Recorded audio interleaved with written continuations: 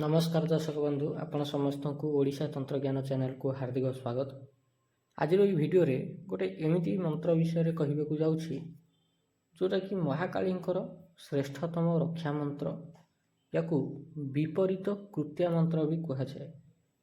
मनीष मनरे भविष्य को लेकिन अनेक चिंता थाए। सबुबले मनीष निजर सुरक्षा चाहे। से सुरक्षा ऐश्वर्य शक्ति द्वारा गोटे अदृश्य शक्ति कवच हासिल करवा जीवन चलाबाटे निजे निज भितर गोटे बड़ उपलब्धि। कहार दशा एत खराब चली थाए जे बारंबार एक्सीडेंट हुए, क्या उपरे मारण प्रयोग कर दि जाए जे मनीष उपर अकाल मृत्युर हाय लगी जाए। केबे केबे हस खुशीर संसार उपर भी मनीष मानकर कुदृष्टि पड़ जाए। कही कही ब्लैक मैजिक भी कर दियंती, जार परिणाम स्वरूप सबकिछि नष्ट भ्रष्ट हो जाए। ताकू आम ओडिया टंडेई बोली कहती जो ब्लैक मैजिक विद्याटा को। एभली क्षेत्र में किए कौन करुच्ची किसी भी जना पड़ेनी, कारण किसी भी हो पारे। विपरीत ग्रह दशा हो कि ब्लैक मैजिक हो, टंडेई हो कि कौन प्रकार कुदृष्टि नजर हो, किसी भी हो पारे। ये सबुथ गोटे जिनिस ही रक्षा करें, ताहा होची विपरीत कृत्या मंत्र अर्थात महाकाली रक्षा मंत्र। वास्तव में कहीं या अष्टकाली रक्षा मंत्र बोली कहती, किंतु अष्टकाली रक्षा मंत्र बीज मंत्र टी भिन्न हुए।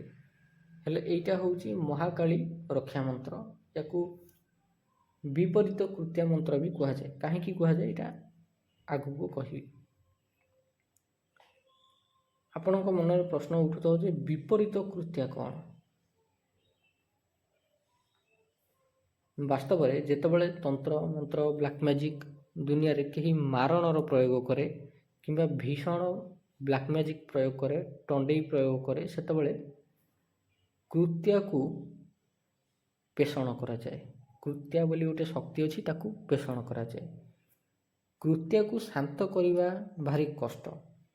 एभली क्षेत्र में विपरीत कृत्या प्रयोग करी कृत्या प्रयोग को नष्ट करा जाए।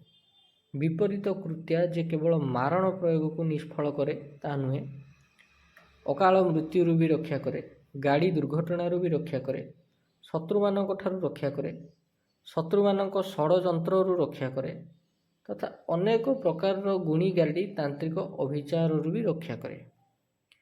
यही विपरीत कृत्या मंत्र साधना समय रे साधक को निश्चित रक्षा करे। एठारे कहिबार अर्थ होउची कि श्मशान रे जदि कौन सी साधक साधना करुची से समय रे ताकू रक्षा करे मंत्र। तेबे ये जो मंत्रटी मु स्पष्ट करदेवा को चाहे, यह गोटे स्वयं सिद्ध मंत्र, या सिद्ध करने आवश्यकता नहीं। ये मंत्र को केवल नीति 108 थर जप करवा ही काफी। केवल जप करने मात्र ही ये मंत्र तार काम आरंभ कर दिए। ये वीडियोटी बेसी बड़ हम ना, छोटिया वीडियोटी किंतु भारी उपकारी वीडियो। ये मंत्र जप करने कौन विशेष प्रकार मालार आवश्यकता नहीं, कौन विशेष रंगर वस्त्र आवश्यकता नहीं।